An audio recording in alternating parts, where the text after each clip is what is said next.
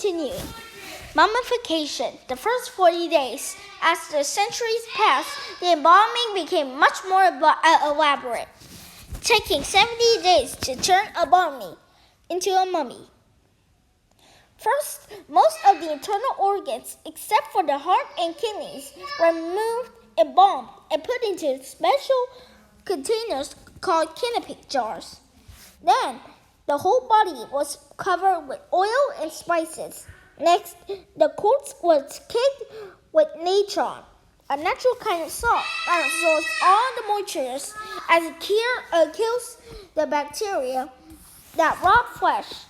The natron was left on for about 40 days.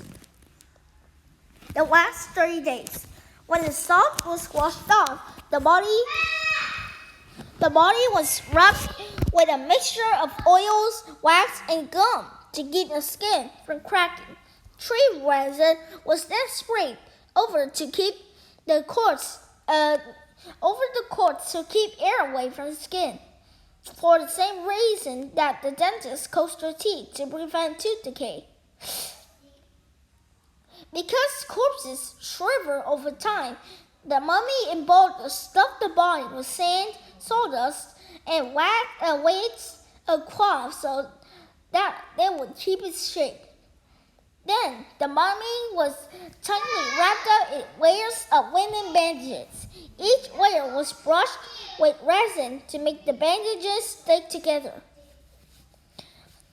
A mask of a person's face would be placed over the head so the spirits would recognize the person when they returned, even though the head and the body were wrapped in bandages. Finally, the body was laid in its case, which was often made into the shape of the mummy. Sometimes there were inner and outer cases, heavily decorated with gold and hieroglyphs. Inside the tomb, the pharaoh's coffin was placed inside a very heavy stone box called a sarcophagus. Is that your mummy, honey? What? The Egyptian Book of the Dead was a book of magic spells to help the dead on their difficult journey to a new life. Boo! The bodies were often buried with magic charms to ward off evil. Sometimes the charms were wrapped inside the linen badges. And sleep for a bit. Grave robbers. But were the mummies safe? No, robbers looted most of the large tombs, such as the pyramids. In the years following the inhabitants' death, the thieves even wrapped the mummies looking for the gold and gems used as magic charms. That's why the Pharaoh's cemetery was eventually moved from Giza, where the pyramids are, to the Valley of the Kings, a deserted place near the town of Thebes. The tombs in the valley were cut deep into the desert rock and unmarked. Even so, they were robbed. Around 1000 BC, the priests decided to gather up all royal mummies and hide them up. This hiding place was not discovered until the 1870s, almost 3,000 years later. King Tut. On November 26, 1922, an English archaeologist looked through a small hole into a tomb in the Valley of the Kings. What he saw dazzled him.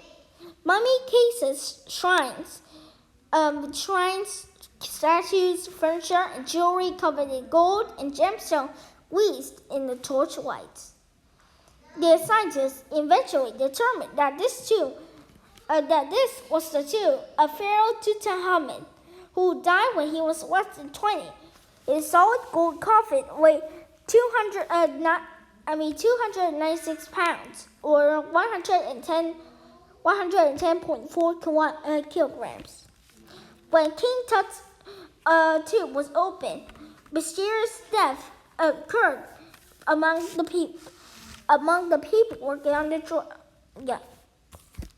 When King Tut's tomb was opened, mysterious deaths occurred among the people working on the project. Rumors about a curse on those who opened the tomb soon circulated. Mummies 101. Until about 200 years ago, people didn't study mummies.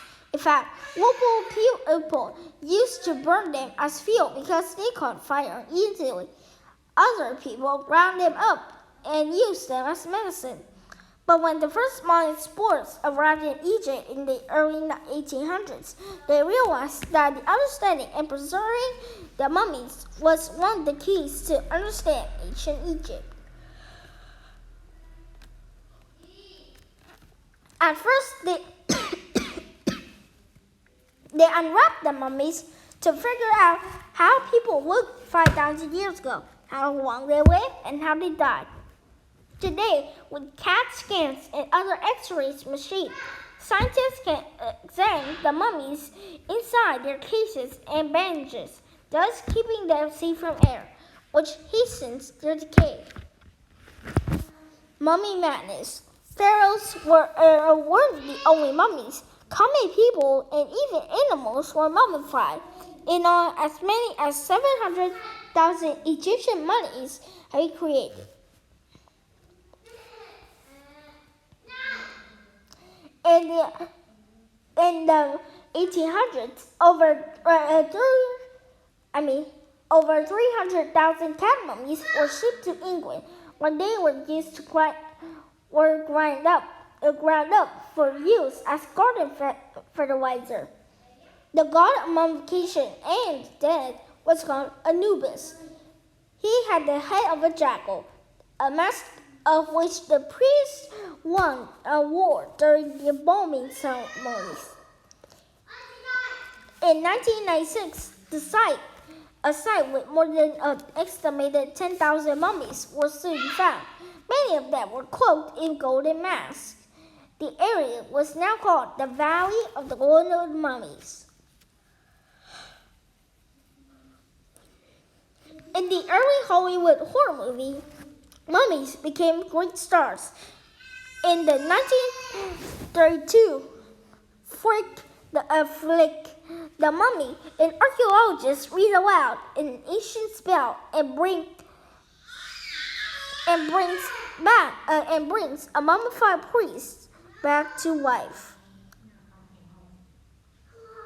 How many secrets still lie buried in the Egypt's ancient sands? No one knows for sure, but as the Sphinx seems to say, mum's the word.